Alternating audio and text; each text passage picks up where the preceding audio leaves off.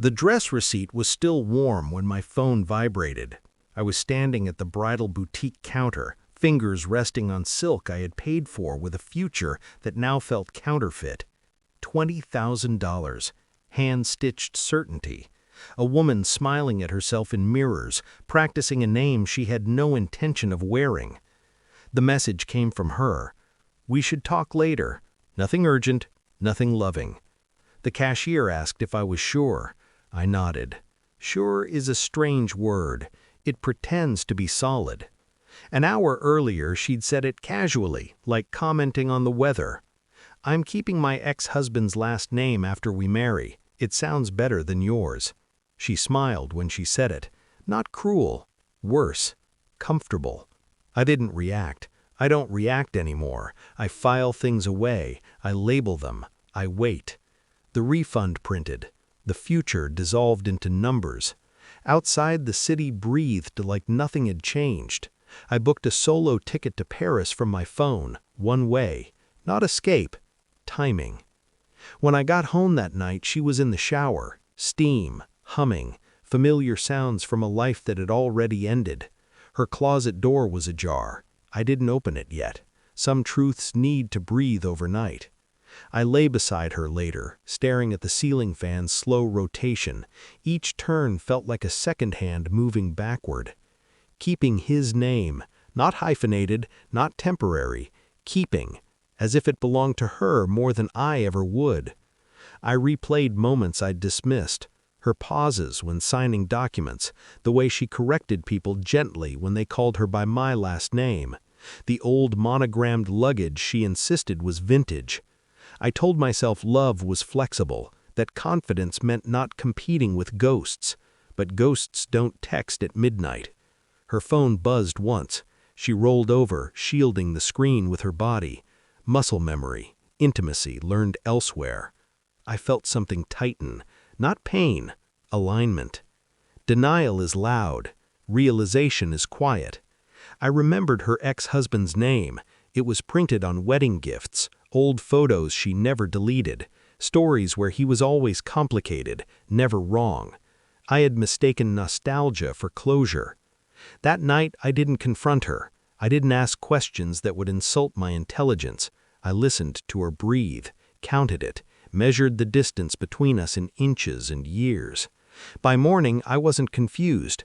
I was curious. I became careful. Careful men notice everything. Phone records first. Not hacking, just observation. Patterns repeat when people think they're invisible. Calls routed through apps. Names disguised as co-workers. Then the mail. A bank statement addressed to Mrs. his last name. Recent. Shared account. Active. I smiled at breakfast, kissed her cheek, asked about flowers for the wedding. She spoke about Paris someday. I nodded. I booked museums. I watched how she dressed differently when working late, how she wore the necklace he'd given her, never with me. I visited a records office on my lunch break. Divorce finalized, yes, but financial ties intact, property still shared. A house listed as temporary vacancy. Temporary is another dishonest word. I stood outside that house one evening, lights on, curtains half drawn, two silhouettes moving in practiced rhythm. I didn't knock. I drove away calmly, like a man leaving a grocery store without buying anything. That night, I packed for Paris. Light. I placed something in her closet before I left. Carefully. Gently.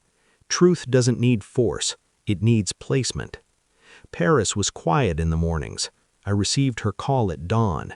Missed it. Then another. Then silence. When I returned 3 days later, the apartment felt like a crime scene after the detectives leave. Disarray without violence.